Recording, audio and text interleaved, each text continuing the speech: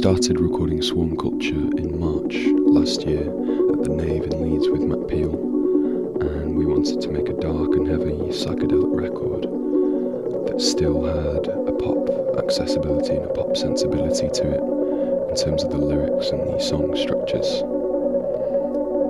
We felt that that kind of approach reflected the music that we all enjoy listening to. The Nave is a beautiful studio in West Leeds. It's a restored former church with many of the original features still intact. There's a whole array of vintage equipment, amps, mics, synths, guitars, and we'd recorded some of our earlier singles with Matt there before, so it naturally felt like the place where we could record a full-length album.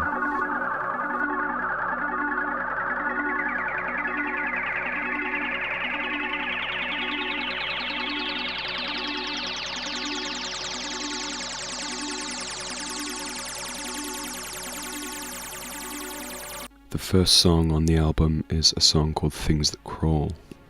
We wanted to make a big, grand opening statement for the record, and that song was one which was deliberately written for that purpose.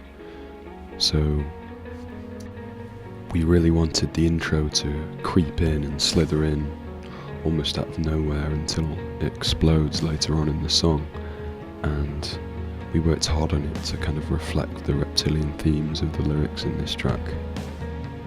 We used a lot of synths on that intro. It almost sounds like machines creeping slowly into life. We laced it with guitar feedback and had that weird little repeating reverby guitar riff. There was a lot of discussion when writing the song about where it should go after the intro. We knew we wanted a big kind of flag bearer riff for the record, but we weren't sure how to achieve that in the best way, but hopefully we achieved what we wanted to.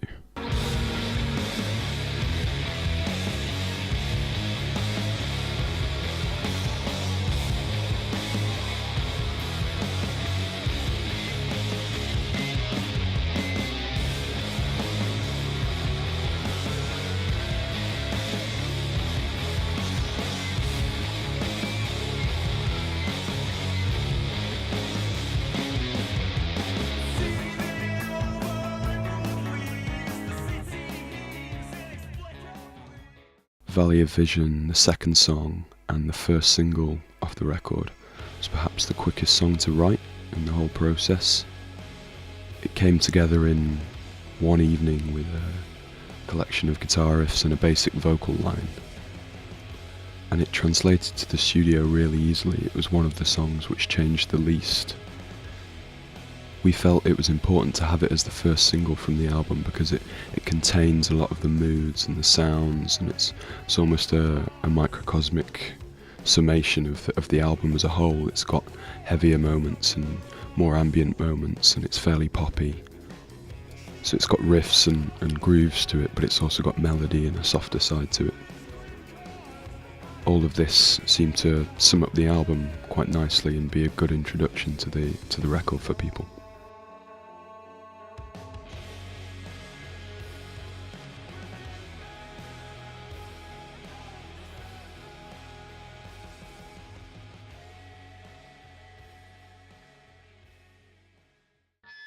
With Old World Blues, we wanted to write the heaviest and slowest song we possibly could.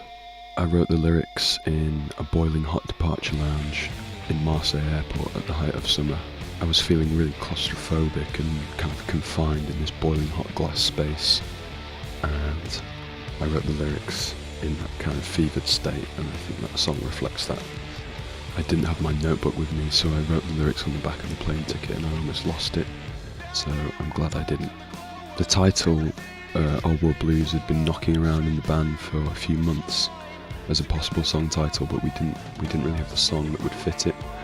So when we wrote this, it seemed to sum it up perfectly. It has these sort of weird connotations of sort of apocalyptic spaghetti western film, and I think the bluesy kind of nature of the track really lends itself to a big, expansive title like that. Black Desert is perhaps the most ambient moment on the record for the most part. But for the choruses we wanted to do something a little different, so we wrote a kind of stoner rock chorus which is in a different time signature to the rest of the song, which kind of envelops out of nowhere.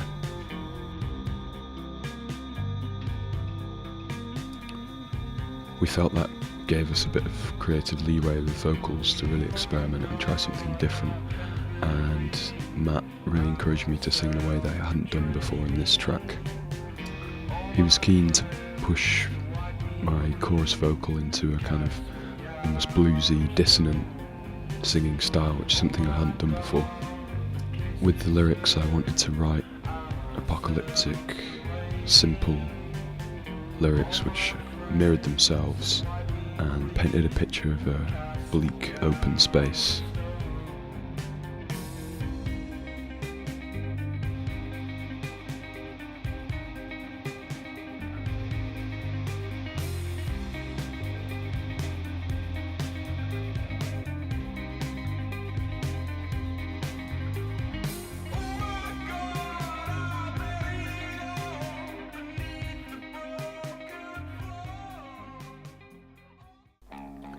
Phantom is probably the poppiest song on the record in that it follows a really conventional song structure of verse chorus, but it's also one of the heaviest. It kind of has a cantering, horse galloping rhythmic tempo and a seesaw kind of nursery rhyme melody that goes up and down in the verses.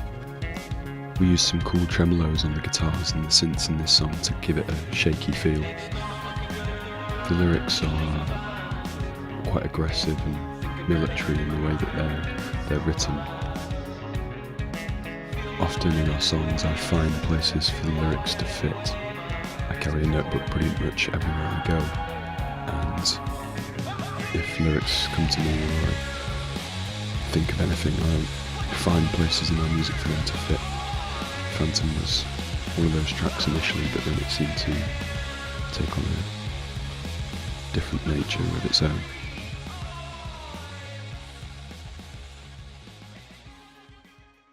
Weird Sun is our big psychedelic freakout song. We wanted to make a ridiculously long, droning piece of music, and Weird Sun is what came out. The verses kind of chug along with two contrasting guitar parts. One's kind of crunchy and fairly distorted, and then over the top there's this reverby, phased guitar. And like a lot of our tracks, the choruses occupy a different sonic world completely. In Weird Sun, there's this huge kind of Stone Age riff and really angry, apocalyptic lyrics about killing sprees and the end of the world. And then it gets to the krautrock freakout section, which was a lot of fun to record. We laced it with loads of guitar feedback and arpeggiated Juno synthesizers and weird percussive sounds to give it a kind of sense of direction.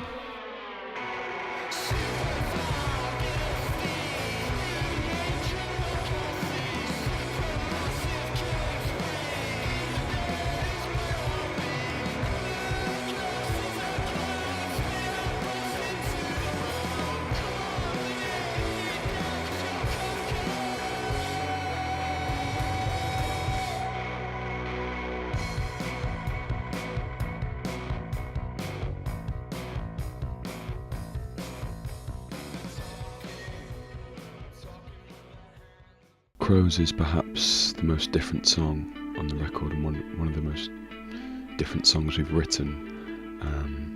I owe all of the lyrics extensively to reading Crows, or Letters from a Crow by Ted Hughes, and I wanted this song to feel like what would be left after a worldwide disaster, where crows were the only things left alive. On this record there are a lot of kind of animal references, particularly reptiles, but this song I got obsessed with reading about crows and their behavioural habits. It was also a lot of fun to record because we used a Rhodes piano throughout the track to give it this kind of lilting, creepy, sort of deserted beach kind of feel. It's a good way to enter the dreamier, more ambient second half of Swarmculture.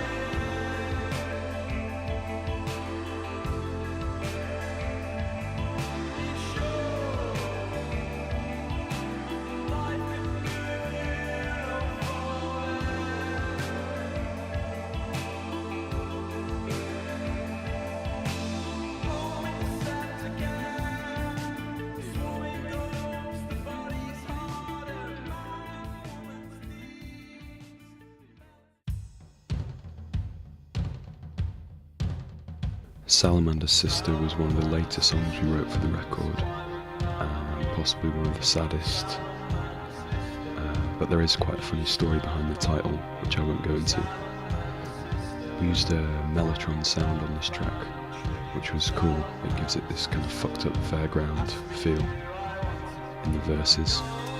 Towards the end of the track, for the first time ever, to Matt's knowledge anyway, we used a MIDI-controlled Wasp synthesizer, which he thinks hasn't been done on a record before.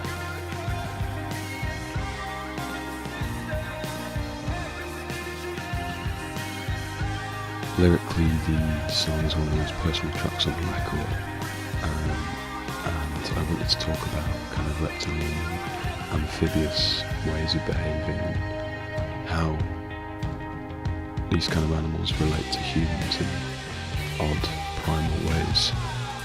The chorus of evil reptile burns under sun, the weight of the world is done, was a way I felt I could talk about that.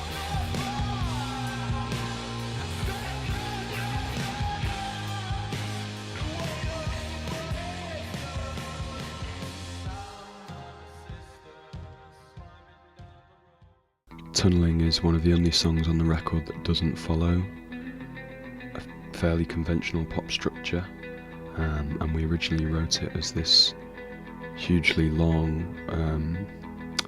2-chord crescendo, but when we took it into the studio that didn't really translate very well to tape. It was just one huge crescendo of major to minor, without really a start or an end point. So when we took it to the studio, that didn't really work.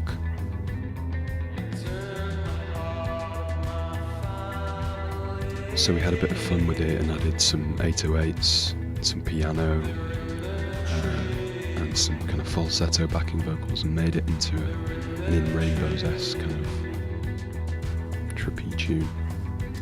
It's one of the most experimental tracks on the record, and we're glad that it's a song that shows that we're not all about riffs and heaviness. Lyrically, it's about fatherhood and religion and cuckolding and ideas about the home and what it means to have your home infiltrated by an alien presence, not in a supernatural way, but in a very real human way.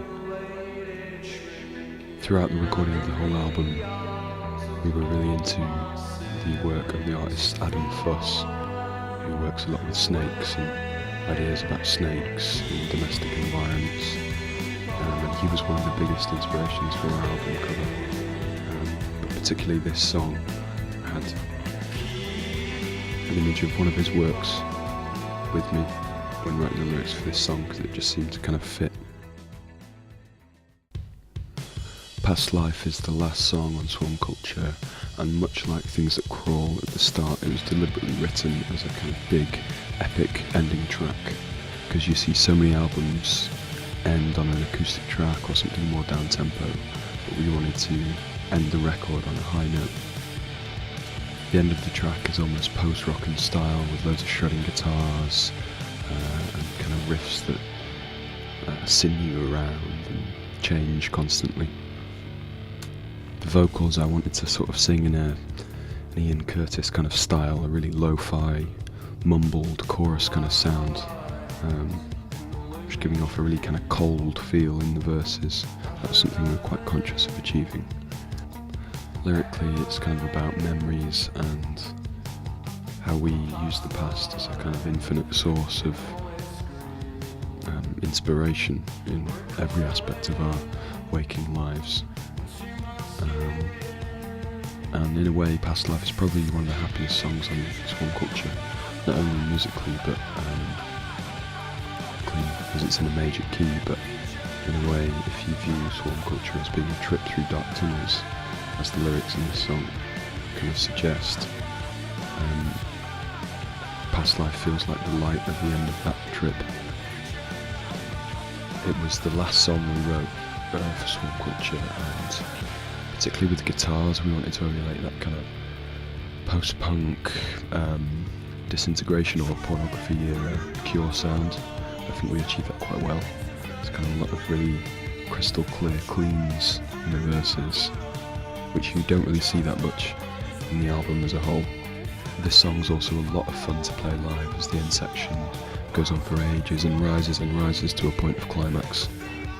So you sort of get into a state where the music is actually feels like it's beyond your control. Lyrically, Past Life deals with a lot of the stuff that's already been kind of covered on the album, and particularly the idea of mirroring. So the album cover is a kind of obviously a snake, which I think is a Costa Rican palm viper, encased in a mirror box. So there is kind of infinite reflections of this snake, and that kind of links to Past Life in the lyric. A past life is what I need, an evil twin summoned in.